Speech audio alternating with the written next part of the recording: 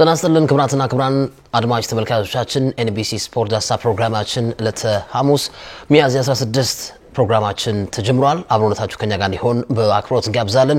የተለያዩ ጉዳዮችን እናነሳለን። ከሀገር ውስጥ የመቀሌ ሰባ እንደርታ ለስዊዘርላንዱ የዓለም የእግር ኳስ ገላጋይ ፍርድ ቤት ካስ የላከውን ደብዳቤ በተመለከተ ሀሳቦችን እናነሳ ይሆናል። በውጪ ደግሞ የአውሮፓ ሊጎችን የተመለከቱ ሀሳቦችን መረጃዎችን ተደራሽ እናደርጋለን። አሉላ ፍሬውና ይበልጣል ሰውነት ከመላው ስቱዲዮና የስርጭት ባለሙያዎች ጋር ቆይታችን ተጀምሯል። እንደምን አለ ይበልጣል? አለን እንዴት አለ? አለን ይመስገን። የመጀመሪያ ጉዳያችን የምናደርገው የመቀሌ ሰባ እንደርታን ጉዳይ እናደርጋለን። ግን ከዛ በፊት አንዳንድ የሶሻል ሚዲያዎች ላይ የሚሰነዘሩ ኮሜንቶች ትንሽ ስሜት ያደርጋሉ ብዬ አስባለሁ። እንደተመለከትነውም በተለይ ኢትዮጵያ ውስጥ መቀረፍ አለበት ብዬ ማስበው ነገር ምንድነው፣ ማንንም ሲፈጠር የስፖርት ጋዜጠኛ ሆኖ አይደለም የሚፈጠረው። የሆነ ክለብ ስቦክ ነው ወደ ስፖርት ጋዜጠኛ የምትገባውና ዩቲዩብ ላይ በተጫነው ተንቀሳቃሽ ምስሎች በተለይ ከአርሰናልና ከሪያል ማድሪድ የድህረ ጨዋታዎች ሁለት ጨዋታዎች ዙሪያ የተሰነዘሩ ሀሳቦችን ተመልክቻለሁ እና የሀሳብ ልዩነት ይኖራል። እኔ ማንቸስተር ዩናይትድ ደጋፊ ነኝ፣ አሁንም እናገረዋለሁ። ግን ባላንስ አድርጌ ነው የምናገረው፣ ሀሳቦችን ተንተርሼ ነው ማነሳውና የሀሳብ ልዩነት ይኖራል ብዬ አምናለሁ። ያው ይሄንን ነገር ቀድሞን ለማንሳት ነው። ብዙ ማለት ስድቦችን ብዙ በጣም ፐርሰናሊቲ የሚነኩ ኮሜንቶችን ተመልክቻለሁ፣ በተለይ እኔ ላይ በተመለከተ ማለት ነውና አግባብነት ያለው አይመስለኝም። የሀሳብ ልዩነት ይኖራል አይኖ። ግን የማንቸስተር ዩናይትድ ደጋፊ ሆንኩ ማለት ስለ አርሰናል መጥፎነት ሁልጊዜ ያወራለሁ ማለት አይደለም። ኦፒኒየን ይለያያል። የተሰነዘሩ ኮሜንቶች ትንሽ ብዙ ሰዎችም ስለ ሪያክት ስላደረጉ ስለላኩ እኔን ያነሳ ነው። ማንም ሰው እንግዲህ ፍጹም ሊሆን አይችልም። ሰው በተፈጥሮ ፍጹም አይደለም፣ ለፍጹምነት የቀረበ ልንል እንችላለን። ከሙያው መሪዎችም አንዱም you have to maintain your profession neutrally ነው የሚለውና በገለልተኛ ሙያህን መምራት እንዳለብህ የሙያ ስነ ምግባሩ የሙያ መርሁ በአጽንኦት ያስቀምጠዋል። በዛ መንገድ መሄድም ያው ግዴታ ነው። እንዳንድ ጋዜጠኛ ባላንስ አድርገህ ፌር ሆነህ ኒውትራል ሆነ መስራት እንዳለብህ የተቀመጠ ነገር አለ።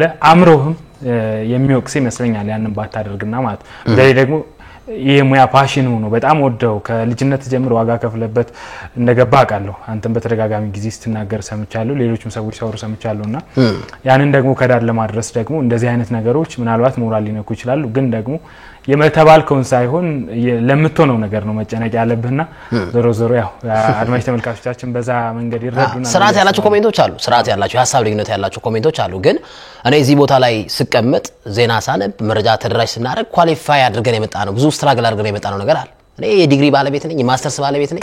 ከመሬት ተነስቼ አይደለም እዚህ ቦታ ላይ መጥቶ ሀሳቦቹ ኮሜንቶቹ በጣም ልክ ያልሆኑ ናቸውና በዚህ አጋጣሚ ይሄን ነገር መናገር እንፈልጋለን። ያው ትኩረት ሰጥቼ መልስ እየሰጠው አይደለም፣ እንደ ኢትዮጵያ ብሔራዊ ቡድን ተጫዋቾች ምላሽ እየሰጠው አይደለም ለህዝቡ። ግን ቢሆንም ግን አንዳንድ ሀሳቦች ትንሽ ልክ አይደሉምና በዚህ አጋጣሚ የሀሳብ ልዩነት ካለ በስርዓት መናገር እንወዳለን ማለት ነው። ደቂቃችን ትንሽ ስለሆነ ወደ ጉዳዮቻችን እናልፋለን። መቀሌ ሰባ እንደርታ እንግዲህ እንደሚታወቀው የመቀሌ ሰባ እንደርታ እግር ኳስ ክለብ ሌሎች ክለቦችም የቅጣት ሰለባ ሆነዋል በዚህ በዝውውር ጉዳይ ላይ ማለት ነው። እና ነገሩ ተካሯል። ከትላንት በስቲያ የመጀመሪያ ፍርድ ቤት እንደቀረቡ አውቃለሁ፣ የከሳሽና ተከሳሽ ሆነው ማለት ነውና አሁን መቀሌ ላይ ቤዝ አድርገን የምናነሳው ነገር ምንድነው፣ መቀሌ ለስዊዘርላንዱ የዓለም አቀፍ ፍርድ ቤት ልኳል ደብዳቤ፣ ይግባኝ ጠይቋል። እዚህ ላሉ የፌዴሬሽን አካላት ይግባኝ ጠይቋል። ይግባኙ ውድቅ ተደርጎበታል። የፍርድ ቤት ኬዝ አለ፣ ወደ ካስ ሄዷል ጉዳዩ። እንግዲህ መቀሌ የተከሰሰው በአንድ ተጫዋች ነው፣ የአብስራ ተስፋዬ በተባለው ተጫዋች፣ የቀድሞ የቅዱስ ጊዮርጊስ የባህር ዳር ተጫዋች በሱ አማካኝነት የተከሰሰው ክስ ነው። በዝውውር ላይ ያልተገባ ክፍያ ከፍላቸዋል ተጨማሪ ሶስተኛ ወገን የሚል ሳቢያ ተመቷልና ምንድነው የተፈረደባቸው? ክለቡ 3 ሚሊዮን ብር እንዲከፍል፣ መቀሌ ሰባ እንደርታ ተጫዋቹ 200,000 ብር እንዲከፍል፣ እንዲሁም የክለቡ ፕሬዝዳንት እና የቦርድ አመራሮች የማስጠንቀቂያ የጽሁፍ ደብዳቤ እንዲደርሳቸው ተደርጓል። ይሄንን በተመለከተ እንግዲህ በዛ ያለ ደብዳቤ ለካሳ አንስተዋል። ገንዘቡም ተመላሽ እንዲሆን የሚል አንስተዋል። እስኪ እንመለከተዋለን ይሄን። ጥሩ አሉላ፣ እንግዲህ በቅርቡ ነው ይሄ ነገር የሆነው፣ የወራቶች እድሜ ቢቆጠር ነው። የኢትዮጵያ እግር ኳስ ፌዴሬሽን እና የአክሲዮን ማህበሩ ያሳለፉት ውሳኔ ነው። በተለይ ደግሞ የአክሲዮን ማህበሩ ረጅም የማጣራት ሂደቶችን ተከትሎ እዚህ ውሳኔ ላይ ከደረሰ በኋላ በነገራችን ላይ መቀሌ ሰባ እንደርታ ብቻ አይደለም እነ መቻልም እነ ሲዳማ ቡናም እንዲሁ በተመሳሳይ የዚህ ቅጣት ሰለባ የሆኑ ቡድኖች ናቸው ያው ክለብ ለማለት ነው ያሉ ለአንዳንድ ኢትዮጵያ ውስጥ ስለማያስደፍረኝ ነው ቡድኖች ናቸው እውነቴ ነው ክለብ ለማለት ስማማለሁ ክለብ ለማለት ብዙ ክራይቴሪያዎች አሉና ያንን ግማሹን እንኳን ያማሟሉ ናቸው ከፋይናንስ ጋር በተያያዘም እንግዲህ በአጠቃላይ በድምሩ በውድድር አመቱ ከ57 ሚሊዮን ብር በላይ ማውጣት እንደማይችሉ ሁሉ ዘንድሮ ህቀባ ተጥሎ ነበር ዝውውሮች ላይ ተጠያቂነትና ግልጽነት እንዲኖር አንድ ተጫዋች ወደ ሌላ ክለብ ወይም ደግሞ ወደ ሌላ ቡድን ሲያመራ ደሞዙ ሁሉ ፌዴሬሽኑ ሲለጥፍ ነበር አይደለ በሶሻል ሚዲያ በማህበራዊ ትስስር ገጾቹ በኩል ሲለጥፍ ተመልክተናልና እንግዲህ በዛ ሂደት እግር ኳሱ ላይ ከመጠን በላይ በዛም ላይ ደግሞ ግልጽነት የጎደለው የገንዘብ ዝውውር አለ ያንን ነገር አስቀርተን ያን ገንዘብ ጥቅም ላለው እርባና ላለው ነገር እንዲውል ለማድረግ እንዲሁም ደግሞ ወደ ታዳጊዎች ፈሰስ እንዲደረግ ለማድረግና ለሌሎችም ተያያዥ ፕሮጀክቶች እንዲውል ለማድረግ የኢትዮጵያ እግር ኳስ በደረጃው ልክ በአቅሙ ልክ የተሰፋ የክፍያ መንገድ እንዲኖረው በሚል እንግዲህ ብዙዎች ያጨበጨብንለት ውሳኔ ነበረ መጨረሻ ላይ እንግዲህ የአክሲዮን ማህበሩና ከዛም በኋላ ደግሞ የፌዴሬሽኑ ይግባኝ ሰሚ ኮሚቴ ጉዳዩን ሲከታተሉት ቆይተው የራሳቸውን ውሳኔ ያሳልፈዋል ይግባኝ ሰሚ ኮሚቴው እንግዲህ የመቀሌን ጉዳይ ልክ ነው መቀጣት ይገባል የአብስራ ተስፋዬ ዝውውር የአክሲዮን ማህበሩ ባለው ልክ ወይም ደግሞ የአክሲዮን ማህበሩ በወነጀለው ልክ ጥፋት አለበት ብሎ ከወሰነ በኋላ ነው እንግዲህ ይሄንን ጉዳይ የዓለም አቀፍ የስፖርት ግልግል ፍርድ ቤት የወሰዱት የመቀሌ ሰባ እንደርታ እንግዲህ የተወሰኑ ውሳኔዎች በይግባኝ ሰሚ ኮሚቴው በፌዴሬሽኑ ይግባኝ ሰሚ ኮሚቴው እንዲሁም ደግሞ በሊግ ካምፓኒ የተወሰኑ ውሳኔዎች ፍርድ ቤት ውሳኔ እስኪያሳልፍ ድረስ በይርጋ እንዲቆዩ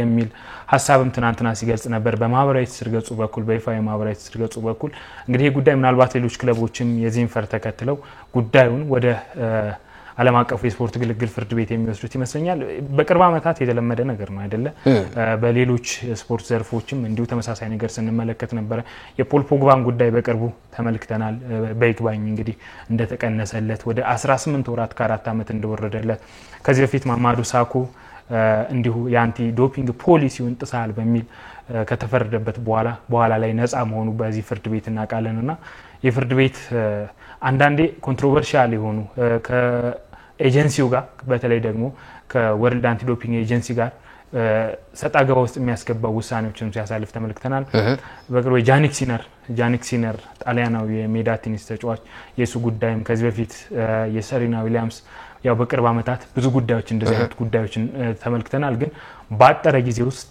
ውሳኔ የሚያሳውቅና እንብዛም እንከን የማይነሳበት ውሳኔን የሚያሳልፍ ተቋም ነው ደብዳቤዎቻችን ላይ ገብቷል የመቀሌ ሰባ እንደርታ እግር ኳስ ክለብ ለካስ የላከው ደብዳቤዎቻችን ላይ ገብቷል የተወሰኑትን ፍሬ ነጥቦች ለአድማጭ ተመልካች እናደርሳለን እንግዲህ መቀሌ ሰባ እንደርታ የፊፋን አርቲክሎች ቤዝ አድርጎ ያጣቀሰ ነው ቅሬታውን ለካስ ያደረሰው ማለት ነውና የመጀመሪያው ምንድነው የሚለው FIFA regulation on the status and transfer of player በሚል እንግዲህ የፊፋ አንቀጽ ላይ ገብተው የፌዴሬሽኑ አካላትም የሊግ አክሲዮን ማህበሩ አካላትም ጊዜ ካላቸው መመልከት ይችላሉ እኛ ደግሞ ለተመልካች ለአድማጭ ለሚከተለን እናደርሳለን እና እዚህ ላይ FIFA regulation on the status and transfer of players በሚል አርቲክል 6 አንቀጽ 6 ላይ ስለ contractual stability and protection of player ከተጫዋች ኮንትራትና ተጫዋችን ከመከላከል አኳያ የሚል እና ይሄ እንግዲህ እነሱ ጥያቄ ሲያቀርቡ መቀሌ ሰባ እንደርታዎች ጥያቄ ሲያቀርቡ ምንድነው ያሉት በዋናነት የመቀሌ ሰባ እንደርታ እግር ኳስ ክለብ በኢትዮጵያ እግር ኳስ ፌዴሬሽን እና በኢትዮጵያ ፕሪሚየር ሊግ አክሲዮን ማህበር አልተመዘገበም የሚል አይነት ሐሳብ ነው እዚህ ላይ ያቀረቡት since our club was not registered with the Ethiopian Football Federation and the Ethiopian Premier League share company in June 2024 ይላል ከዛ በፊት ምዝገባ አላደረግንም እና ምዝገባ ያደረግነው ከዚህ በኋላ ነው ከጁን በኋላ ነው ይላል እና ምንድነው የሚለው በምንም አይነት መስፈርት ምንም አይነት የኮንትራት ንግግሮችና ፊርማዎችን ከተጫዋቾች ጋር እስከ ኦገስት 24 ድረስ አላደረግንም ከዛ በኋላ ነው ያደረግነው ይላል እና no contracts were signed with players until August 24 የሚል አስቀምጧል እዚህ ጋር ከኦገስት በኋላ ነው ፊርማዎችን የተፈጸመው የሚል ይሄ የመጀመሪያው መከራከሪያ ነጥባቸው ነው ሁለተኛ መከራከሪያ ነጥባቸው FIFA disciplinary code ይልና አርቲክል 16 procedural fairness በሚል ነው እዚህ ጋር ደግሞ ይሄ ተጫዋች የአብስራ ተስፋዬን የሚመለከት ነው እና ምንድነው የሚሉት እዚህ ጋር መቀሌ ሰባ እንደርታዎች the evidence we submitted such as the documentation showing no contact with Yabsra Tesfaye Kumsa until September 2024. This could violate the right of fair ብለው አስቀምጠዋል። እዚህ ጋር አሁን ቀደም ሲል የተጠቀስኳቸው ወራት አሉ ጁን እና ኦገስት ከኦገስት በኋላ ነው እንትን ያደረግነው ኮንታክት ያደረግነው ብሏል። እዚህ ጋር ደግሞ ምንድነው የሚለው የአብስራ ተስፋዬን ያናገርንበት ወር ሴፕቴምበር ነው የሚል አይነት ሐሳብን አስቀምጧል። ሶስተኛ መከራከሪያ ነጥባቸው ምንድነው FIFA legal framework for the football clubs and transaction አርቲክል 18 ስለ ሶስተኛ ወገን ተጽዕኖ እና እዚህ ጋር ያስቀመጡት እኛ የተከሰስንበት ነጥብ ምንም አይነት ጀስቲፊኬሽን የለውም ምንም አይነት ማስረጃ የለም በያብስራ ተስፋዬ ሶስተኛ ወገን ገንዘብ መግባቱን በተመለከተ ማለት ይሄ አርቲክል 18 ላይ ነው። እንግዲህ ቀደም ሲል እንደገለጽነው መቀሌ ሰባ እንደርታ 3 ሚሊዮን ብር እንዲከፍል ገንዘቡ ተመላሽ እንዲሆን ያብስራ ተስፋዬ 200 ሺህ ብር እንዲከፍልና የክለቡ የቦርድና ፕሬዝዳንት የጽሁፍ ማስጠንቀቂያ ደብዳቤ እንዲደርሳቸው የሚል እነዚህ ሶስቱ ቀደም ሲል የተጠቀስኳቸው የመቀሌ ሰባ እንደርታ መከራከሪያ ነጥቦች ናቸው። አራተኛ ላይ FIFA Financial Fair Play Regulation በሚል አንቀጽ 3 ላይ የተቀመጠውን ፋይናንሻል ሪስፖንሲቢሊቲ በተመለከተ FIFA Financial Fair Play Regulation አሁን ይሄ አሁን እኛ ሀገር የትኛው ክለብ ገቢ ኖሮት ነውና ፋይናንሻል ፌር ፕሌይ PSR ምናምን የሚለው ነገር የምትተገብረው ማን አለው? ሁሉም በመንግስት እጅ ላይ ናቸው። ሁሉም ጥገኛ ናቸው። መንግስት ከተማ መስተዳደር ገንዘብ ማይሰጣቸው ከሆነ ጨዋታው እኮ የለም እኮ። ጠቅላይ ሚኒስትር ዶክተር አብይ አህመድም ይሄን አድርገዋል። እኛ እጃችንን ብንሰበስብ እኮ ሰላምን እናገኛለን። እርስ በርስ የሚኖረው ጸብ አይኖርም። መንግስት እጁን ከእግር ኳሱ ላይ ቢሰበስብ የሚመለክታቸውን አስተላልፏል ፓርላማ ላይ። ስለዚህ ይሄ አርቲክል 3 ላይ መቀሌ ሰባ እንደርታ መከራከሪያ ነጥብ ያደረገው ፋይናንሻል ሪስፖንሲቢሊቲ ነው ይላልና ምን ይላል እዚህ ጋር our club had not signed contracts or made salary payments before September 2024 ይላል። ከዛ ፊት ምንም ያደረግነው ነገር የለም የሚለው ይሄ አራተኛ መከራከሪያችን ነጥባቸው ነው። አምስተኛው FIFA regulation on disciplinary procedures ይልና አርቲክል 12 ላይ disciplinary measures የሚል ነው። ደግሞ እዚህ ጋር ደግሞ የተላለፈብን ቅጣቶች የተወሰኑብን ግዴታዎች ልክ አይደለም ከፊፋ ካስቀመጣቸው ክራይቴሪያ ጋር የተወሰነብን ውሳኔ የሚጋጭ ነው ክላሽ የሚያደርግ ነው የሚል ሐሳባቸውን በአምስተኛነት አስቀምጠዋል። ስድስተኛ ላይ FIFA regulation on the registration of contracts በሚል እዚህ ጋር ደግሞ አርቲክል 6 ላይ ነው ምንድነው የመጨረሻ ነው ይሄ registration and transfer በሚል ማለት ነውና እዚህ ጋርም የመቀሌ ሰባ እንደርታ ያስቀመጣቸው ነጥቦች ምንድነው ቀደም ሲል በተቀስኳቸው ወራት ላይ our club had not yet registered any contracts with player until after obtaining the club license in August 24 የሚል አስቀምጧል። ከክለብ ላይሰንስ ጋር በተገናኘ አሁን ፊፋ ላይ ራሱ ስትሄድ እኮ የትኛው ክለብ ለመባል ራሱ ቀደም ሲል ያነሳው ነገር እኮ ብዙ ክራይቴሪያዎች ያስፈልጉታል። ስቴዲየም ያስፈልጋል፣ መለማመጃ ስፍራ ያስፈልጋል፣ ተመዘገበ ደጋፊ ያስፈልጋል ብዙ ነገር እኛ ያለን ማኔጅመንት ስትራክቸሩ በደንብ የተዋቀረ መሆን አለበት። እንደ ማህበር አይደል እንዴ በየከተማው የሚጫወቱት ማህበር ነው የሚመስለው። አንዴ አዳማ፣ አንዴ ድሬዳዋ፣ አንዴ ሐዋሳ ስለዚህ ምን የለ እና አትሊስት የተሰራውን ሪሰርች ተመልክቻለሁ በዶክተር ጋሻው አብዛ ቡድን ናቸው ብለዋል እሳቸው የተሰራው ቡድን ነው ኢትዮጵያ ውስጥ ክለብ ሳይሆን ቡድን ያለ I agree with them እና በእነዚህ ክራይቴሪያዎች እንግዲህ ያስፈርም አሁን ወዴት ይወስዳል አሁን ይሄ ማለት ነው ያብስራ የተከሰሰበት የባህር ዳር ተጫዋች እያለ ነው የሚል አይነት አንድምታ ነው እየሰረደው አሁን ጊዜውን ስትቀናነሰው ካሌንደሪካሊ ያሉትን ቀናትና ወራት ስታቀናነሳው የተከሰሰው የባህር ዳር ተጫዋች እያለ ነው የሚል ሐሳብን ተረድቼበታለሁና እኮ ፌዴሬሽኑና የፕሪሚየር ሊግ አክሲዮን ማህበሩ ደግሞ ያው እየተደራደርክ ባለበት ጊዜ ማስቀደመ በሶስተኛ ወገን ልትሰጥ ትችላለህ የሚል ሐሳብን ከግንዛቤ ውስጥ አስገብተው ጭምር ነው እንግዲህ እንኬዝ ያዙና ግን አትራፊ አሁን ምንድነው የሚለው ፊፋ ኳው ሲሄድ ሬጂስተር ወይም ደግሞ ፊርማ ያኖርበት ቀንና ያብስራ ተስፋዬ በባህር ዳር ይሁን በመቀሌ ሰባ እንደርታ ይሁን የሚለው ነገር ራሱ ይወስነዋል ማለት አሁን እኔ NBC እየሰራው ባለውበት በዚህ ሰዓት ሌላ አንድ ሚስተር ኤክስ ሚስተር ዋይ ሚዲያ ላይ እየሰራው ነው ስለዚህ ደሞዝ አልተከፈለኝም ብዬ በጠይቅ ሪሰንት የሆኑ ቪዲዮዎችን ሪሰንት የሆኑ የደሞዝ ሳላሪ ፔመንቶችን ስታመጣ ማን አሸናፊ የሚሆን ያሳያል። አሁን የቀናቱ መዛባት የውሳኔው ላይ የሚያሳደሩ ተጽዕኖ አለ ብያለሁ አስባለሁ። ሚያዝያ 14 ነው የነበረው የክስ ሂደት የመጀመሪያ ደረጃ ፍርድ ቤት ታይቷል። ጉዳዩ ምን እንደሆነ መረጃ ለማግኘት ያደረግነው ጥረት አልተሳካም። ግን የመቀሌ ሰባ እንደርታ ፍሬ ያላቸው ዶክመንቶች እጃችን ላይ ስለገቡ ይሄንን በቀጥታ ለስፖርት ቤተሰቡ ለአድማጭ ተመልካች አድርሰናል። መታከለው ነጥብ ካለን ወደ ሌላ ጉዳዮች እናልፋለን። የአውሮፓ እንግዲህ ሊጎች አብዛኞቹ የሊጋ አሸናፊዎቹ የተለዩ መጥተዋል። ሊጠናቀቁ ጥቂት ሳምንታት ነው የቀሩት። ፓሪስ ሰን ዠርሜን አሸናፊ ሆኗል። ባየር ሙኒክ ለማሸነፍ ተቃርቧል። ሊቨርፑል ኦልሬዲ አሸንፏል ብለው አንድ ነጥብ ካገኘ ያሸንፋል።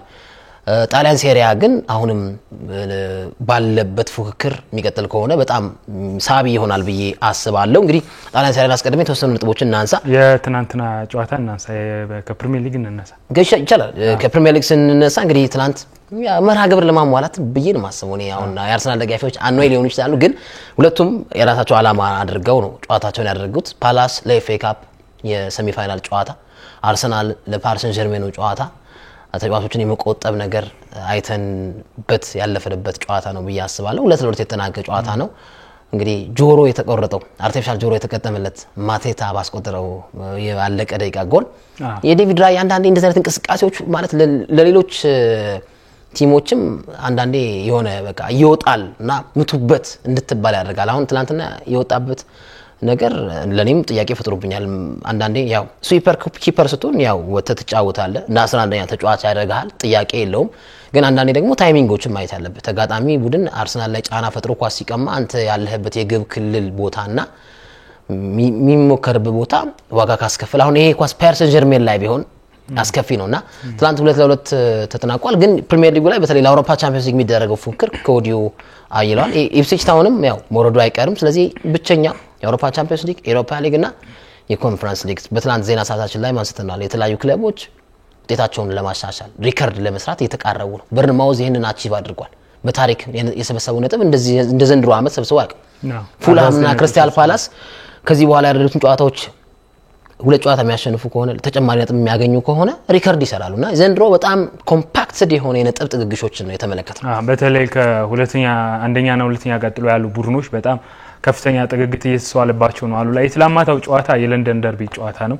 ክሪስታል ፓላስ የደቡብ ለንደን ቡድን ነው። አርሰናል ደግሞ እንግዲህ የሰሜን ለንደን ቡድን ነው። የደርቢ ስሜት ያለው ጨዋታ ነው። በዛ ላይ ክሪስታል ፓላስ እንግዲህ በ44 ነጥብ 12ኛ ደረጃ ላይ ተቀመጠ። ግን የአውሮፓ ተሳትፎ ቢያንስ ኮንፈረንስ ሊግ ውስጥ ገብቶ ለመጨረስ 8ኛ ደረጃ ላይ ያለው ቦርንመዝ 49 ነው ነጥቡ። በመካከላቸው ያለው ነጥብ የ5 ነጥብ ልዩነት እንደመሆኑ ቀሪም ጨዋታዎች እንግዲህ እንደመኖራቸው የትላንትናውን ጨዋታ ቢያሸንፍ ኖሮ የተሻለ እድል ይኖረው ነበር በኤሮፓ ሊግ ወይም ደግሞ በኮንፈረንስ ሊግ ለመሳተፍ። የእንግሊዝ 5 ቡድኖች ቀጣይ ዓመት በአውሮፓ ቻምፒየንስ ሊግ እንደሚሳተፉ ከወዲሁ የአርሰናል ግስጋሴ አረጋግጦላቸዋል። የእንግሊዝ ቡድኖች እንግዲህ 5ቱም እንደሚሳተፉ የተረጋገጠ ጉዳይ ነው። የአርሰናል ብቻ ሳይሆን የቶተንሃም የማንቸስተር ዩናይትድም የቼልሲም እንበለው ያው የቀደመው ጨዋታው የቀደመው በሚለው ነው የአውሮፓ ቻምፒየንስ ሊግ አይደለ ቀድሞ የሚደረገው በዛ ነው እንጂ ጥሩ ግስጋሴ ላይ ናቸው። ማንቸስተር ዩናይትድም ግማሽ ፍጻሜ ገብቷል፣ ቶተንሃም ግማሽ ፍጻሜ ገብቷል። እንዲሁም በኮንፈረንስ ሊግ ቼልሲ ደግሞ ግማሽ ፍጻሜ ገብቷል። የነሱም እንዳለው ነው። ግን የቀደመው የአርሰናል ጨዋታ ማድሪድን ሲያሸንፍ ያንን ማድረግ ችሎ ነበርና በዛ መንገድ ነው አርሰናል ሚኬል አርቴታም ትላንትና እየተናገረ ነበር። ከስታንዳርዳችን በታች ነው የተጫወት ነው። በተለይ ደግሞ ኢፕስዊች ታውንንና ማድሪድን ካሸነፍንበት ስታንዳርድ በታች ነው የተጫወት ነው የሚል ሀሳብ ሲሰነዘር ነበር። በተደጋጋሚ ጊዜ በፋስት ብሬክ ሙከራዎች ሲደረጉበት ነበር። በጣም አስቸጋሪ ሆኑና እንደውም በኤክስፔክትድ ጎል የተሻለ የነበረው ትላንትና ክሪስታል ፓላስ ነበረ ከሜዳ ውጭ።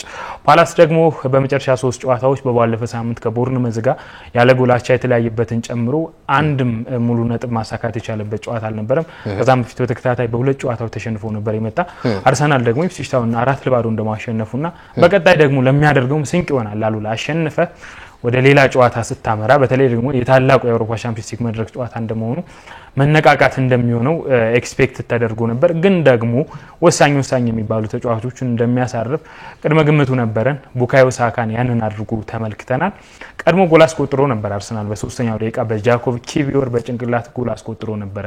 ከዛም በኋላ 42ኛው ደቂቃ ላይ በሊያንድሮ ትሮሳርድ አስቆጥሮ ነበር ኤብሪኬዚ ያቻነቷን ጎል ከማስቆጠር በኋላ። ነገር ግን አንተ እንዳልከው በተቀየረ በ2 ደቂቃ ውስጥ በ83ኛው ደቂቃ ጃን ፊሊፕ ማቴታ ያቻነቷን ጎል አስቆጥሯል። ግን ከጥፋት ጋር በተገናኘ ዴቪድ ራያን ስላነሳ ነው አሉላ ተጠያቂ ነው ዴቪድ ራያን ብቻ ተጠያቂ ማድረግ እንደውም ምናልባት ወንጀላ ወይም ደግሞ ጨካኝነት ሊመስል ይችላል። ዊሊያም ሳሊባ በልክ በሪያል ማድሪዱ ጨዋታ የሰራው አይነት ጥፋት ነበር አይደል? የሱም ጥፋት ነበረበት። የሱም አለርት አለመሆን ዙሪያውን ያለ መቃኘት አይነት ነገር ቻርጅ ይደረጋለሁ ብሎ ያለ ማሳብ የመዝናናት ነገር ተስተውሎበታልና ያው የተጫዋች እንግዲህ የቡድኑ ቁልፍ ተጫዋቹን እስካሁን ድረስ ዘልቋል። ከእድሜ ጋርም ከልምድም ከፋቲግ ጋርም በተገናኘ እንደዚህ አይነት ነገሮች እንደሚያጋጥሙ ታላላቆቹ ተጫዋች ጄራርድ አንዴ ተንደፋድፎ ወድቁ 2013 ላይ ሊቨርፑል ዋንጫውን ያጣበትን መቼም አንረሳውም። በቼልሲ ዲምባባ ያስቆጠረባቸውና ከዛም በኋላም በነፓላስ ጥለው ማንቸስተር ሲቲ ሻምፒዮን የሆነበትን ጊዜ እናስታውሳለን። ልምድ ያላቸው ተጫዋቾችን በዚህ መንገድ ይፈተናሉ። አርሰናል በጥቅሉ ካየነው ዘንድሮ ከሊቨርፑል በመሸነፍ ረገድ እንግዲህ በአንድ ነው ከፍ ብሎ የሚገኘው። ሊቨርፑል በሁለት ጨዋታዎች ተሸንፏል። አርሰናል ደግሞ በ3 ጨዋታዎች ተሸንፏል። በአቻ ውጤት ካየነው ግን አርሰናል 13 አቻዎች ተመዝግቦበታል። ከ13ቱ አቻዎች ደግሞ 9ኙን ቀድሞ ጎል አስቆጥሮ ከመምራት ተነስቶ ነው። እንግዲህ እንደውም በሪከርድ ካየን ቶተናም ነው 2728 በ9 ጨዋታዎች ከመምራት ተነስቶ አቻ ወይም ደግሞ ነጥብ መጋራት የደረሰበት ሪከርድ በቅርብ ጊዜ ያለውና አርሰናል ያን ያስመዘገበው ነው። ይሄ ማለት ደግሞ ምን ያህል ሪዚሊያንቱ ነው በጽናት እስከ መጨረሻው ድረስ ተፋልሞ ነጥብ ያለ መያዝ ችግር እንዳለበት ቡድኑ ላይ ተመለከታለ። ከዚህ ቀደም በተለይ ደግሞ በቅርብ አመታት አምናና ታቻምና የማናቀበት እንደውም የካምባክ ቡድን የነበረው አርሰናል ዘንድሮ ቀድሞ ጎል ያስቆጠረ እንደዚህ እየተቆጠረበት ዋጋ እየከፈለ ነው። የነጥብ ልዩነቱም እንግዲህ ወደ 12 ሰፍቷል። በቀጣይ ሳምንት ከቶተናም ጋር ሲጫወት ሜዳው ላይ ሊቨርፑል ቶተናም የሚያሸንፍ ከሆነ ወይም ደግሞ አቻ የሚለያዩ ከሆነ የፕሪሚየር ሊጉ ሻምፒዮን መሆኑን ያውጃል። ከማንቸስተር ዩናይትድ እኩል ለ20ኛ ጊዜ ነው እንግዲህ የፕሪሚየር ሊጉ ሻምፒዮን የሚሆነው። የአርነ ስሎት ቡድን ዘንድሮ ይገባዋል ማለት ይቻላል። ምንም እንኳን ተከታዮቹ የና አርሰናል የና ማንቸስተር ሲቲ ድክመት እንዳለ ሆኖ ማለት ነው። ያው እንግዲህ ለአውሮፓ ቻምፒየንስ ሊግ የሚደረገው ፉክክር በጣም አጓጊ ሆኗል። 5 ክለቦች እንደሚሳተፉ ይታወቃል። በቀጣይ ዓመት በአውሮፓ ቻምፒየንስ ሊግ ከ3ኛ ደረጃ ላይ ከተቀመጠው ክለብ ጀምረስ ተመለከት ማንቸስተር ሲቲ፣ ኖቲንግሃም ፎረስት፣ ቼልሲ፣ አስቶን ቪላ ያላቸው ድል ኒውካስትል ዩናይትድ ያላቸው ድል በጣም ጠባብ የሚባል ነውና የነጥብ ልዩነቱ በጣም ጠባብ ነው። ቀሪ የሚደረጉ ጨዋታዎች ማን ተጨማሪ 2 ክለቦች ይሆናሉ። አሁን የአርሰናልና የሊቨርፑል ወደ ቻምፒየንስ ሊግ መግባት ግልጽ ነው። ግን አርሰናልና ሊቨርፑልን ተከትሎ 3ቱ ክለቦች እነማን ይሆናሉ የሚለው ነገር ይጠበቃል። ማንቸስተር ሲቲ 61 ነጥብ አለው። ኖቲንግሃም ፎረስት ገና ቀሪ አንድ ጨዋታ አለው 60 ነጥብ አለው ዘው ነው። ኒውካስትል ዩናይትድም እንዲሁ ቀሪ ጨዋታ አለው 59 ነጥብ አለው። ቼልሲ 6ኛ ደረጃ ላይ የተቀመጠው እንግዲህ በ57 ነጥብ ነውና ምን ያህል ጥግግት እንዳለ ኢማጂን እነ በርንማውዝ እነ ብራይተን በ49 እነ ፉላም ደግሞ የዩሮፓ ኮንፈረንስ ሊግ ለማግኘት ደግሞ የተጫወቱ ያሉ ክለቦች ናቸው።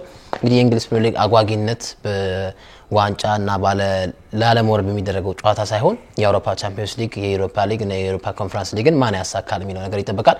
በሌላ ሄሚስፌር ስትመለከቱ ደግሞ የዩሮፓ ሊግ ላይ እነ ማንቸስተር ዩናይትድ ይህን ዋንጫ የሚያሳኩ ከሆነ ደግሞ ቻምፒየንስ ሊግ ላይ ጆይን ያደርጋሉ የሚቀጥለው ዓመት። ይሄም በሌላ አቅጣጫ የሚጠበቅ ነው። የጣሊያን ሴሪያ ብዙ እኔ ተመልካች አይደለሁም።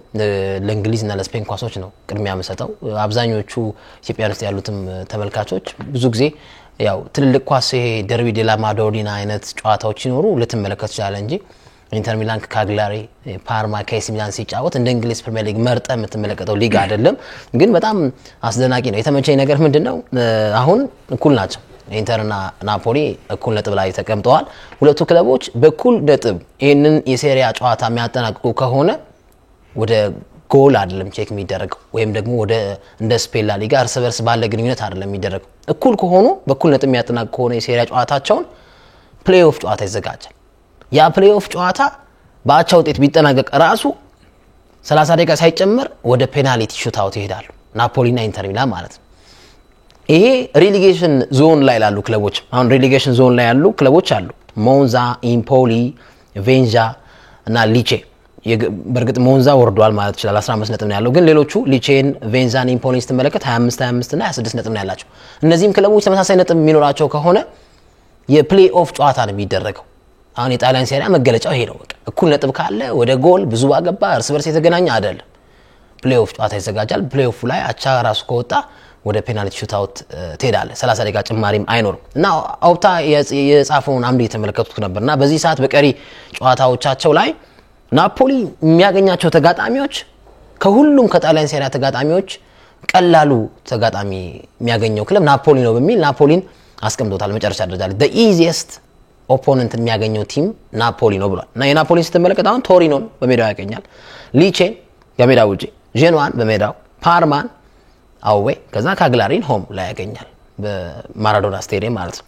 ኢንተር እንግዲህ በኦፕታ የተጋጣሚ ክብደት አማካኝነት ከባድ ተጋጣሚዎችን በማግኘት ሮማን የተቀመጡ ከዚህ በኋላ የሚደረጉ ጨዋታዎች በሚል ማለት ነው። ግን ኢንተር ሚላንም 9ኛ ደረጃ ላይ ነው ካሉት 20 ክለቦች 9ኛ ደረጃ ላይ ከባዱን ኦፖነንት የሚያገኘው ክለብ ደግሞ ኢንተር ሚላን ነው ብሎ አስቀምጡታል። እና የሲሞኔ ኢንዛጊ ክለብ በቀጣይ አሁን ከባድ ጨዋታ ይጠብቋል። በእርግጥ ያሸንፋል ብያ ምናለው ሮማን በሜዳው ሄላስ ቬሮና፣ ቶሪኖ፣ ላዚዮ፣ ኮሞ ቀጣይ የሲሞኔ ኢንዛጊ ተጋጣሚዎች ናቸው። ከባድ ሶስቱም ሮማ ሁለቱ የሮም ክለቦች ላዚዮ እና ሮማ እንዲሁም ኮሞ በጣም ጠንካራ ነው። ድለኝነቱ ምንድነው? ሆም ላይ ነው የሚያገኛቸው። ያው ላዚዮን ሆም ላይ ነው የሚያገኘው፣ ሮማንም ሆም ላይ ነው የሚያገኘው፣ ሄላስ ቬሮናንም ሆም ላይ ነው የሚያገኘው። አው የሚያገኘው ቶሪኖ እና ኮሞ ነው። ሁለቱም ሼር የሚያደርጉት ቲም ናፖሊም ኢንተር ሚላንም ሚቹአል ቲም የሚያገኙት ቶሪኖን ይሆናል። በጣም ጠንካራ ቲም እኮ ነው ቶሪኖም ጠንካራ ቲም መጀመሪያ እንደውም እኮ እስከ 6ኛ ሳምንት ድረስ እኮ ሲመራ ነበር ሲሄድ ዴፊኒትሊ እና የሲሞኔ ኢንዛጊ ምናልባት ያው ጨዋታውን ባንመለከተውም ውጤቶቹን አፕዴት ስትመለከት አሁን ኢንተር ሚላን ፓርማን 2-0 እየመራ በተቆጠሩበት ተከታታይ 2 ጎሎች ሁለታቸው የወጣበት አጋጣሚ ያስቆጫቸዋል ብዬ አስባለሁ። ፕላስ የቦሎኛው የሁዱ ጨዋታ ደግሞ በቀይ ካርድ ቦሎኛ ተጫዋች ወጥቶበት ኢንተር ሚላን ጎል ያስቆጥራል የተባለ እየተጠበቀ ባለበት ሰዓት ባለቀ ደቂቃ ላይ 94ኛው ደቂቃ ላይ አስቆጠሩበትና በ10 ተጫዋቾች እየተጫወቱ በእርግጥ በሜዳቸው ነው የተጫወቱት፣ ግን በ10 ተጫዋቾች እየተጫወቱ አስቆጠረው አሸነፉት። እና ያ እነዚህ ሁለት ኢንሲደንቶች ምናልባት ሲሞኔ ኢንዛጊ የእግር እሳት ይሆኑባቸዋል ብዬ አስባለሁ። ግን በጣም ፉክክሩ በጣም ምርጥ የሆነ ፉክክር እየተመለከትን ነው። ጥሩ ተጫዋቾችን በኢንተር ሚላን በኩል ምስትመለከት በላውታሮ ማርቲኔዝ ሚና በቻምፒየንስ ሊግም በዚህም ያለው ሚና ከፍተኛ ነው። በአጠቃላይ ጥሩ የሚባል ፉክክርን እየተመለከትን እንገኛለን። እና ኢንተር ሚላን ወይስ ናፖሊ የሚለው ነገር በአቻ የሚያልቅ ከሆነ ፕሌይኦፍ ይዘጋጃል ማለት ነው። ቀጣይ የሚደረጉ መርሃ ግብሮቻቸው በጣም አጓጊ ናቸው። ግን ትላንትና ከኮፓ ኢታሊያ መውጣታቸውን ተከትለው ለሶስትዮሽ ዋንጫን የማሳካት እድላቸው አንተም በዜና ሰዓት እንደተጠቀስከው ፉርሽ ሆኖባቸዋል። የአውሮፓ ቻምፒየንስ ሊግና ጣሊያን ሴሪያ ላይ ቀጣይ እንግዲህ ተጨማሪ ዋንጫዎችን ለማግኘት የሚጫወቱ ይሆናል። ሶስትዮሽ ዋንጫን ያገኛሉ ብለን የጠበቅናቸው ክለቦች ነበሩ በቻምፒየንስ ሊጉ ፓሪስ ሴን ጀርሜን፣ ኢንተር ሚላን፣ ባርሴሎና፣ ሪያል ማድሪድ የሚል ሐሳብ ነበር። ሪያል ማድሪድ ወድቆ ሆነበታል። አሁን ኢንተር ወድቆ ሆነበታል። ስለዚህ 3 ክለቦች አሁንም በአውሮፓ ቻምፒየንስ ሊግ የሚጫወቱ ክለቦች የሶስትዮሽ ዋንጫ ለማግኘት ይጫወታሉ ማለት ነው። ባርሴሎና ፓሪስ ሴን ጀርሜን ሁለቱ ክለቦች ሁለቱ በኢንተርና ሪያል ማድሪድ ወድቆ ሆነባቸዋል ማለት ነው። እንግዲህ ቀጣይ የሚደረጉ ጨዋታዎች ያጓጓሉ በጣም ልክና አሉ ላይ ጣሊያን ሴሪ ከትላንቱ ጨዋታ ስንጀምር እንግዲህ ሁለቱ የሳንሲሮ ክለቦች ተገናኝተው ነበር። በመልስ መርሃ ግብር ነው በኮፓ ኢታሊያ የግማሽ ፍጻሜ መርሃ ግብር የተገናኙት። የመጀመሪያው ጨዋታ አንዳቻ ነበር የተለያዩ። በመልስ ጨዋታ ደግሞ እንግዲህ ትናንትና በሉካ ጆቪች እና በቲጃኒ ሬንደርስ በክረምቱ የበርካታ ክለቦች የዝውውር ራዳር ውስጥ እንደሚገባ እየተነገረለት ያለ ሆላንዳዊ አማካይ ስፍራ ተጫዋች ነው። እንግዲህ በሱ 1 ጎልና በሉካ ጆቪች 2 ጎሎች 3-0 በሆነ ውጤት አሸንፏል። ሚላን በሴሪያው ያለው መልክና በሌሎች ውድድሮች በአውሮፓ ቻምፒየንስ ሊግ ጭምር ያለው መልክ ሌላ ነው። እንዲሁም ደግሞ በዚህ በኮፓ ኢታሊያ ደግሞ የተለየና በከፍታ እየበረረ ያለው ሚላን እየተመለከተ ነው። የሰርጂዮ ኮንሴሳውን ቡድን ማለት ነው። እንግዲህ በሴሪያው በ20 ነጥብ ልዩነት ተርቆ ከከተማዋ ተቀናቃኙ ኢንተር ሚላን 9ኛ ደረጃ ላይ ነው የተቀመጠው። ትላንትና ደግሞ እንግዲህ በድምር ውጤት 4-1 በሆነ ውጤት አሸንፎ ወደ ቀጣይ ዙር ወደ ፍጻሜው መሸጋገሩን አረጋግጧል ማለት ነው። ኢንተር ከ3ዮሽ ጉዞ ተናጥቧል። አንተም ቀደም ብለህ እንዳነሳው አሉላ የፕሌይኦፉን ካነሳን የፕሌይኦፍ ህግ ከዚህ በፊትም የነበረ ነው በጣሊያን ሴሪ ብዙ አቆም ብዬ ነው ለካ ከዚህ በፊትም የነበረ ነው ከ1940ዎቹ ጀምሮ እስከ 2004-2005 ድረስ የህግ ሲተገበር ነበር። በዚህ አጋጣሚ እንደውም 1964 ላይ ቦሎኛ 7ኛ የሴሪ ዋንጫውን ሲያሸንፍ ኢንተር ሚላንን በሮማ ሜዳ በገለልተኛ ሜዳ እኩል ነጥብ ይዘው በመጨረሳቸው ማለት ነው በፕሌይኦፍ 2-0 አሸንፎ ነበር 7ኛ ዋንጫውን ያሳካው። ከዛም በኋላ ከካልቾፖሊ ቅሌት በፊት 2004-2005 ላይ ቀረና በድጋሚ 2022-23 የውድድር አመት ላይ ነው ጀመረ ናፖሊ ከ33 አመታት በኋላ የስኩዲቶን ክብር ያሸነፈባት ማለት ነው። በሴሪው በጥቅሉ ካየነው አሉላ ጥሩ ፉክክር እየተመለከትን ነው። ከዚህ በፊት በተለይ ደግሞ ዩቬንቱስ ከ2011 ጀምሮ እስከ 2019 ድረስ በተከታታይ ጊዜ ኢየሱስ ከሚመስል ድረስ ዋንጫውን ሲያነሳ ነበር ማንንም ሳያስገባ። ከ2019 በኋላ ግን ኢንተር ሚላን መጡ። 2020 ላይ ኢንተር ሚላን በላ። ከዛ በአመቱ ሚላን በላ። ከዛ ቀጥሎ ደግሞ ናፖሊ መጣ። ከዛ ደግሞ ኢንተር ሚላን አሸነፈ። አሁን ደግሞ እንግዲህ በናፖሊና በኢንተር ሚላን መካከል ያንገት ለአንገት ትንቅንቅ እየተደረገ ነው። ያኔ 21-22 ላይ የሚገርምህ ሚላን ከኢንተር ሚላን በ2 ነጥብ ልዩነት በልጦ ነበር ያሸነፈውና ህጉ ደግሞ ከዛ የውድድር አመት ቀጥሎ ነው የተገበረና ምናልባት በአቻ ውጤት አልቆ ቢሆን ነው የጎል ልዩነት ሊታይ የሚችልበት እድል ይኖር ነበር። ኢንተር ሚላን ደግሞ ባይፋር ያኔ በጎል ልዩነት የተሻለ ነበረ። ከዛም በኋላ እንግዲህ ናፖሊ ሲያሸንፍ በ16 ነጥብ ልዩነት ነው ያሸነፈው የ22-23ቱን የ23-24ቱን ደግሞ ኢንተር ሚላን አምና በ19 ነጥብ ልዩነት ነው ያሸነፈው። የዘንድሮ ደግሞ በ7 ነጥብ እኩል ካናት ተቀምጠዋል። የጎል ልዩነቱ ግን በኢንተር ሚላን 7 ብልጫ ተወስዶበታል ናፖሊ ማለት ነው። ያው በተለይ ደግሞ ሁለቱ ቡድኖች እንዳጀማመራቸው አይደለም። ናፖሊ እንደውም እንዳጀማመሩ በጣም ባይፋር ወይም ደግሞ ብዙ ጨዋታዎች እየቀሩ ብዙ መርሃግብሮች እየቀሩ ሊያሸንፍ የሚችልበት እድል ነበረው። መሀል ላይ ስሊፕ አፕ አድርጎ ነው እንጂ መሀል ላይ በጣም ብዙ አቻዎች ወጣ። ብዙ አቻዎቹን ተለያየና የሚገርምህ በጀኖዋ ኢንተር ሚላን ጀኖዋን ሲያሸንፍ ሁለቱ ቡድኖች ተገናኝተው መጋቢት ወር ላይ በቅርቡ ተገናኝተው ነበር አቻ ከመለያየታቸው በፊት። ኢንተር ሚላን ጀኖዋን ሲያሸንፍ ናፖሊ በሴስክ ፋብሪጋስ ኮሞ ነበር የተሸነፈና በዛን መካከል ነበር ልዩነት የ3 ነጥብ ጋፕ የተፈጠረ። በባለፈው ሳምንት ደግሞ ናፖሊ በማክቶሚናይ ጎል ሞንዛን 1-0 ሲያሸንፍ አንተ እንዳልከው ቀደም ብለህ ቦሎኛ ደካማው ዘንድሮ በተለይ ደግሞ አሰልጣኙ ቲያጎ ሞታና ሌሎች ወሳኝ ተጫዋቾችን ዘርኪዝ አይነት ተጫዋቾችን ካላፊዮሪን ከለቀቀ በኋላ በጣም እየተዳከመ የመጣው ቡድን ቦሎኛ ደግሞ ባለቀ ደቂቃ በ10 ተጫዋቾች እየተጫወተ በ94ኛው ደቂቃ እንግዲህ ጎል አስቆጥሮበት ኢንተር ሚላን ወደ ነጥቡ ተመሳሳይ እንዲሆን ወይም ደግሞ 71 ነጥብ ላይ በተመሳሳይ እንዲቀመጡ አድርጓል ሁለቱም ቡድኖች። በቀጣይ ያው የሚጠበቅ ነው። ሌሎች መርሃ ግብሮችም እንዲሁ አሉላ ምናልባት ማንሳት ካለ የተወሰነ ነገር ኢንተር ሚላን ላይ የጨመረው ነገር ፕሬዝዳንቱ የሰጡትን ሀሳብ ተመልክቻለሁ። በጣም ማለት ዛሬ እንደውም መነጋገሪያ ርዕስ ነበር ብዬ አስባለሁ። የፕሬዝዳንቱ ምን አሉ? እኛ አሉ አንድሬ ኦናናን ለማንቸስተር ዩናይትድ ስንሸጥ በጣም ብዙ አትርፈናል አሉ። እውነታቸውን የማንቸስተር ዩናይትድን ደካማ የዝውውር ፖሊሲ እዚህ ጋር መተቸት ፈልጋል። የመደራደር አቅም እንጂ በርግጥ ማንቸስተር ዩናይትድ ሲሆንና አክሴፕት ማድረገው ነገር ራሳቸው ክለቦቹ ልክ ናቸው። ማንቸስተር ዩናይትድ እና ለምሳሌ ቼልሲ እኩል ተጫዋች ቢፈልጉ ለማንቸስተር ዩናይትድ የሚጠራው ዋጋ ከቼልሲ ጋር እኩል እንደማይሆን ይታወቃል። ከፍ ያደርጉታል። ይሄ ማንቸስተር ዩናይትድ ብራንድ ስለሆነ ነው። ግን በጣም የገረመኝ ነገር ምንድነው? ምን አሉ ፕሬዝዳንቱ? እኛ አንድሬ ኦናናን ለመሸጥ ያሰብነው በጣም በጥቂት ሚሊዮን ብር ነበር። በ14 ሚሊዮን ከዛ 14 ሚሊዮን አስበን እኛ 14 ሚሊዮን አስበን ማንቸስተር ዩናይትድ 21 ሚሊዮን አቀረበ። እንግዲህ ያሳለው እንግዲህ እድሜ ለኤሪቴናክ። በርግጥ እኔ አንድሬ ኦናና ይመቸኛል ማለት ሴቭ ኳስ ስለማያደርግ ነው እንጂ በእግሩ ኳስ ይጫወታል። አሁን የአሊሰን ቤከር አይነት ሾት ማዳን ብቃት ቢኖረው ወይም ደግሞ የዴቪድ ራይ አይነት ብቃት ቢኖረው ሌሎችንም እንደዚህ ሁለት አይነት ሚና በእግር መጫወት ማክሸፍም ላይ ጎበዝ የሆኑ በረኞች ያሉት ሚና ቢኖሩ ደስ ይለኛል። ኦናና ግን ጥቅሙ ምንድነው? ኳስ መጫወት እና 14 ሚሊዮን ብር ለመሸጥ አስበን 21 ሚሊዮን ብር ማንቸስተር ዩናይትድ 21 ሚሊዮን ፓውንድ አስገባሉ። ከዛ እኛም ደግሞ መጨመር አለብንና 51 ሚሊዮን ዩሮ አላቸው።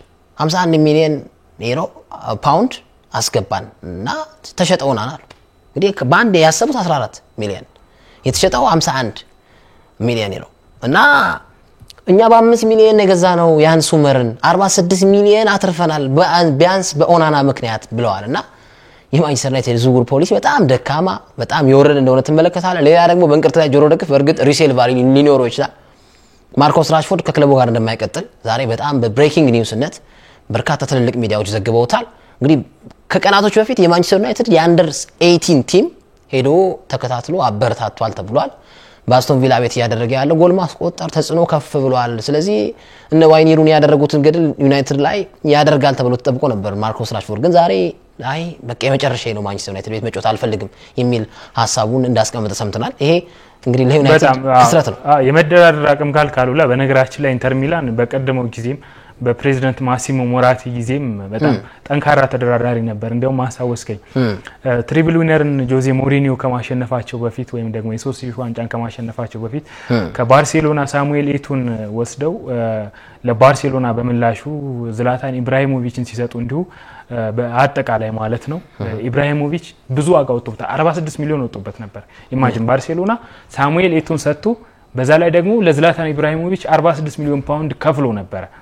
ኢማጂን ነገር ግን በሄደ አመት ነበረ ትሪብል ዊነር የሆነ ሳሙኤል ኤቶ ያ ቡድን አንረሳውም አይደል የነ ዲዮጎ ሚሊቶ የነ አቤር ዛኔቲ የነ ፓትሪክ ቪዬራ የነ ማሪዮ ባላቶሊ በጣም ጠንካራ ቡድን የነበረ ነው የነ ሽናይደር የነ ዊስሊ ሽናይደር ቡድን በጣም የሚገርም ቡድን ነበርና እንግዲህ ያንን ነገር ተመልክተናልና ዞሮ በማሲሞ ሞራቲ ጊዜም አሁን ጁሴፔ ማናቸውም ጊዜ ተመሳሳይ ነገር ነው እየተመለከትን ነው ኢንተር የመደራደር ጁሴፔ ማሮታ ጊዜም ኢንተር በጣም ተደራዳሪ መሆኑን እየተመለከትን ነው አትራፊም ነው ነት ለመናገር ከሆነ የሚጠቀሙ ከሆነ እነማን ነው እየተጠቀመ ያለ አርሰን ቬንገር በተደጋጋሚ ጊዜ ሲፈልገው የነበረች ሃካን ቻላኖግሉን በዝቅተኛ ገንዘብ ነው እንግዲህ የወሰዱት ከወልፍስበርግ የወሰዱት ሌላ ስትመለከት እነ ሚኪታሪያን አበቃላቸው ምትላቸው ተጫዋች እንደውም በባለፈ ሳነሳ ነበር እነ ዳርሚያን አይነት እና አርናቶቪች አይነት ተጫዋቾችን ግን ኢፌክቲቭሊ የሚጠቀምና በጣም ኢኮኖሚካል የሆነ ቡድን ነው ኢንተር ሚላን እንግዲህ በዛ ረገድ ነው በርግጥ ግን ኦናናን ካነሳን ኦናና ያን ያህል ገንዘብ ቢወጣበትም እንዴ ኬፓ አሪዛባላጋ እኮ ሪከርድ እኮ ነው እስካሁን ግን ክስረት ነው እሱ ኪሳራው ነው እንዳለ ማለት ኦናና ደግሞ ፍንጫ ያሳየ ነው አሁን ኬፓ አሪዛባላጋን በማንጨነቅ ነው አይደል ቢልባው በአለቀ ሰዓት ልክ ሊዘጋ የዝውውር መስኮቱ ሊዘጋ ሲል ነው ከዚህ ቀደም ቶተናም ቤርቫቶ ለዩናይትድ ሲሸጥ እንዳደረገው ማለት ነው በከፍል ተከፍላለ ቢቀር ይቀራል አይነት መደራደር ወይም ደግሞ የመደራደር ነገር በመኖሩ ነው ቼልሲ መጨረሻ ላይ ባዶጄን ከመቀርብሉ ያንን ውሳኔ ያሳለፈው ክሬዚ የሆነ ውሳኔ ማለት ነው ላይ ተጠቀምበት ግን ካየነው ኦናና እኮ በቴና ጋር የነበረው ዛ ቡድን ውስጥ የነበረው ያክስ ቡድን ውስጥ ከዛም ደግሞ በኢንተር ሚላን እስከ ግማሽ እስከ ፍጻሜ በሄደበት በአውሮፓ ቻምፒየንስ ሊግ 8 ክሊን ሺት አስመዝግቦ ነበር በጣም ጥሩ ሾት ስቶፐር ነበር ማንቸስተር ዩናይትድ ቤት ስትመጣ ግን ብዙ ነገሮችን ትመለከታለህ እንደ ቡድን ችግር ያለበት ቡድን ስለሆነ ዝርዝር ውስጥ መግባት አያስፈልግም ያም ሆኖ ግን ደግሞ ቁጥሮችን ከተመለከት ኦናና በጣም ጥሩ በረኛ ነው አው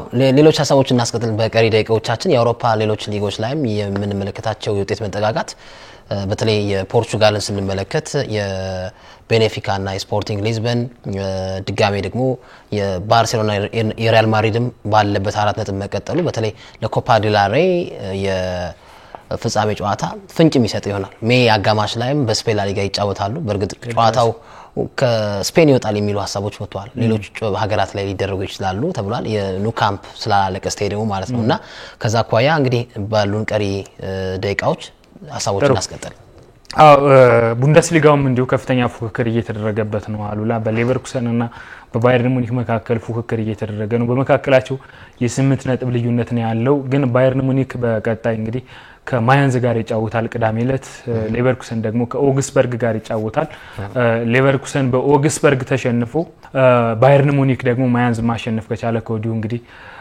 የቡንደስሊጋውን ክብር ማሳካቱን ለ34ኛ ጊዜ ያረጋግጣል ቪንሰንት ኮምፓኒ ቡድን ሃሪኬንና ዴር የመጀመሪያ የሊግ ዋንጫዎችን ከዚህ ቡድን ጋር ያሳካሉ ቪንሰንት ኮምፓኒ እንግዲህ በአሰልጣኝነት የመጀመሪያ የሊግ ዋንጫውን የሚያሳካ ይሆናል ማለት ነው በላሊጋው ትላምሽት ሄታፌን 1-0 አሸንፎ ማድሪድ በሰባት ሰፍቶ የነበረውን እንግዲህ ወደ 4 አጥብቦታል ማድሪድ በተለይም ደግሞ በአርሰናል ከተሸነፈ በኋላ በሩብ ፍጻሜ መርሃ ግብር ይህን የውድድር አመት ያላንዳች ታላቅ ዋንጫ ልንቋጭ ነው የሚል ቁጭት ውስጥና ጭንቀት ውስጥ ገብተው ነበር ነገር ግን ትላንትናም ቢሆን እና ጁድ ቤሊንጋም ቤንች ላይ ነበሩ እንዲሁም ደግሞ ክሊያን ምባፔም በቡድኑ ውስጥ አልነበረም በጥቅሉ በቁርጭምጭሚት ጉዳት ምክንያት 6 ገደማ ተጫዋቾችን ከቋሚ ተሰላፊነት እንግዲህ ቀይረው አርዳ ጉለር እና ኢንድሪክ እድል ተሰጥቷቸው አርዳ ጉለር 21ኛው ደቂቃ ላይ ባስቆጠራት ጎል አሸንፈዋል ነገር ግን በተለይ ደግሞ በሁለተኛው አጋማሽ ሮድሪጌዝ በጣም ጠንካራ የሚባል ሙከራት ቁጭ የሚባሉ ሙከራዎችን ሲያደርጉ ነበር በሄታፌ ወገን ማድሪድ ነጥብ አለመጣሉ እንደውም ትላንትና እድለኛ ነው የሚያስብለው ጨዋታ ነበር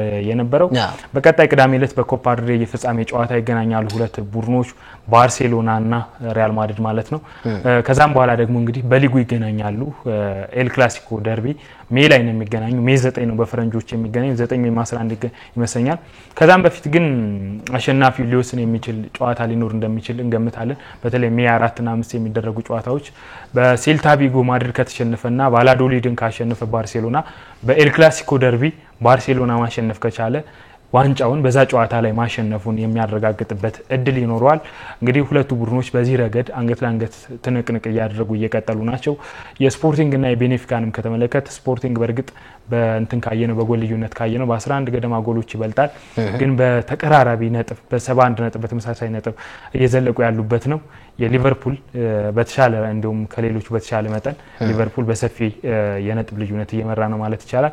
ሌሎች ሊጎች ግን ገና የቤት ስራቸው አልተጠናቀቀም።